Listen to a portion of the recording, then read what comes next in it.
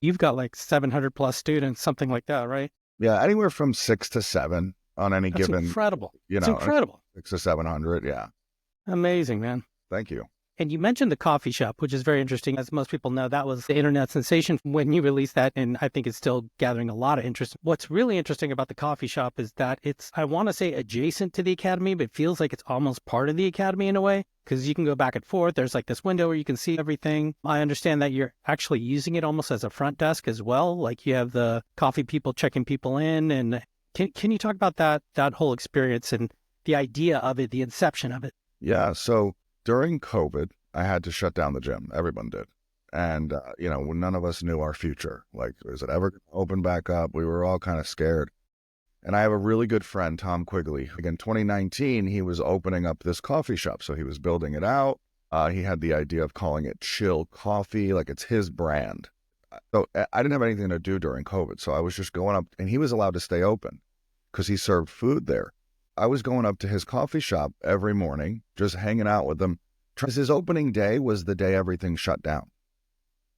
So it was like, what luck he had, and it was, I felt bad, but I really wanted to help my friend Tom out. So I was going up there buying coffee, and it's not just coffee, it's euphoric teas, it's kava. We also have CBD products and food. And, coffee is actually the thing we probably sell the least of. Yeah. So are you guys doing like pastries and stuff too? Yeah, well, so it's just Obviously. like your regular coffee shop. What I didn't want to do was cater it too much towards Jiu-Jitsu students. So it wasn't like I was going to be super healthy with everything, because the goal is for the community to come in and then hopefully turn into martial arts students. And then he started doing pretty well with it. So I started looking at the numbers. He started showing me what he was doing. And I was like, man, this is awesome, And then we thought about opening one up, just another one in Riverview where I'm at, just kind of like thinking about what I'm going to do with my life if the gym never opens back up. And then everything started opening back up, and I dropped my kids off at the daycare one day. And the daycare, there used to be this Taekwondo gym next to the daycare that was there for like 20 years. They left. They went out of business. So that spot was open, and I was like, I got to get this spot because it's the perfect spot, because it's right outside this gigantic housing development. So like if you leave this housing development, you have to pass by my coffee shop. So I got a great deal on it. And Hmm. it was perfect because the way it was set up, it was 3 bays, 3 storefronts. So I made one storefront the coffee shop, and the other two are the gym. Man, there were so many naysayers when I was doing this. Yeah, I would have been one of them. Yeah. I, Everyone was like, you shouldn't do this. This is too much of a risk. We don't know what's going We've to seen a happen. million coffee shops go under, Yeah. you know? Well, that's interesting you say that. I'll address that here in a minute. So anyway, we said, you know what, let's do it. Let's open a coffee shop. We'll connect it to the gym. I already had a few hundred members. I had like 250 at the time. Well, when COVID happened, it dropped down to like 50, and then they can't it's coming back. So by the time we decided to do the coffee shop, I had like between 2 and 250, and we did it. We opened the coffee shop. I invested a ton of money into it, and it was a big hit, man. Couple different things that it offers you is like Chill Coffee pays for its own rent, right? So it's a third of it because it's 1/3 of the place. So it pays a third of the rent. But the gym pays its own rent, right? But because I have the coffee shop where people can congregate, the gym is nothing but mat. So I have a huge mat space in a small spot. And then if you need to go congregate, you go into the coffee shop. So I'm paying less for a huge mat space. Also, the coffee shop is open to the public. That's its own thing. Matter of fact, if you want to come to my gym, you have to walk through the coffee shop. So it's open to the public. So the people from the neighborhood all come in to the coffee shop, buy coffee, they see the gym, there's big windows, and they get interested. Without fail, probably almost daily, we convert a coffee shop customer to a martial arts student, which is great because I save money on the rent. I save money on advertising because I don't have to do a ton of different ads. This because a lot of it is word of mouth, and a lot of it is just the local community. We also do markets. So we have a list of we have 50 vendors.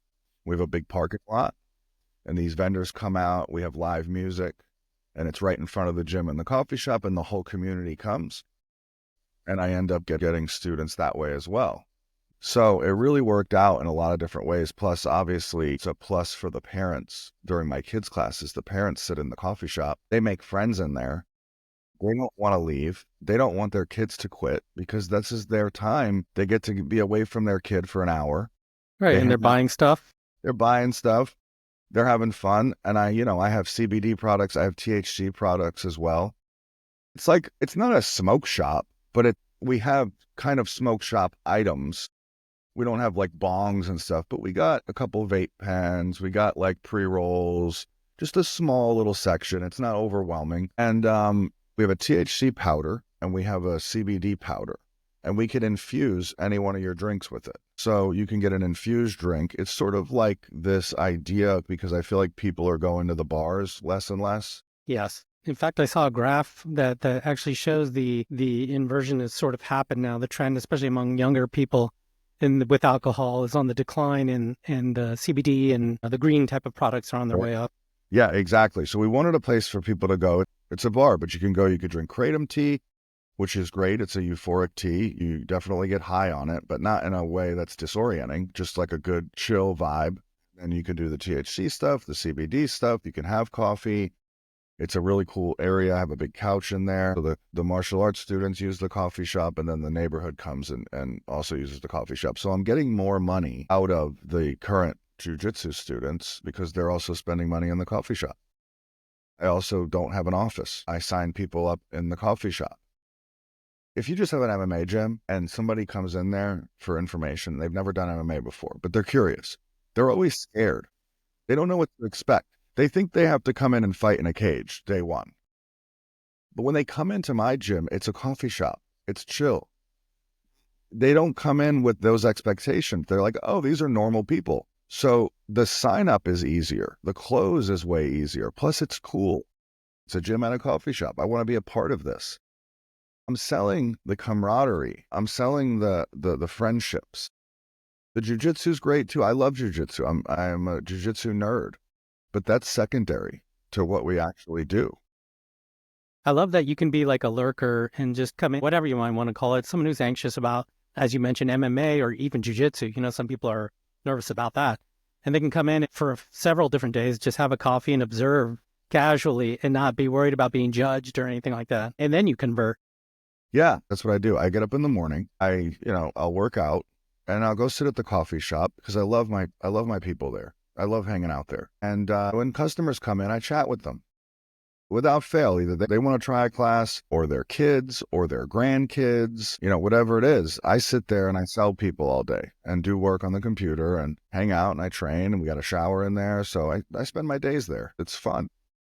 And my coffee shop employees know how to deal with a walk-in. So if I get a customer that walks in, they go to the coffee shop, they either set an appointment or they get a sign up, and I give them a commission if they sign up somebody. So I don't have to staff the gym all day. Like a lot of people have to have somebody working there 8 hours a day. I don't need to have that. I have my coffee shop people that do it. So it's my overhead for the gym is insanely low, but I bill really high. So it works out amazing this way. I've gotten people messaging me saying, oh, that this guy has a coffee shop in his gym. This guy has a coffee shop in his gym. Yes, but typically what they are little coffee shop stands that sell coffee to the students. Look, if you're not what I'm doing something that's like, I went from 250 members to 700. The only thing I changed was I made a coffee shop. I put a video out, my second coffee shop video, where I'm getting a bunch of leads for that. So I think this could revolutionize the way people do martial arts gyms, dance studios, yoga studios, the whole thing, because you were right. Opening a coffee shop by itself, you're going to lose. I mean, we went all around Florida, all different states, and went to all the local coffee shops to see how they're doing it. And some of them are funny. Like a lot of these people want to brew their own coffee. They want to brew their own beans, spend thousands of dollars on this big machine that, to roast, and then they buy their beans. And the thing about brewing coffee, it's an art. It's an art. And the people in Colombia already figured it out. You're not going to make better coffee than them. You're just not. So without fail, the coffee tastes like shit. And then the next thing you know, a few months later, they're out of business. If you want to make money with a coffee shop, you got to sell 1 to 2,000 cups of coffee a day. It's insane. But we have the Kratom tea, which costs $13 a cup. We sell the powder in a jar, which is $250. We have grab and go items. I mean, believe it or not, I make a ton of money on lollipops for kids. Ice cream. I got a meal company called Whole Body Fuel, and they stock our fridge with microwavable meals. Really good ones too. Like, it's very fresh. So I got people hanging out there from 6 a.m. all the way till, the night classes. Just eating the meals, drinking the coffee, doing the jiu-jitsu. We are a huge family. Everyone's very close. I think that's a huge aspect of what the coffee shop can add to your gym.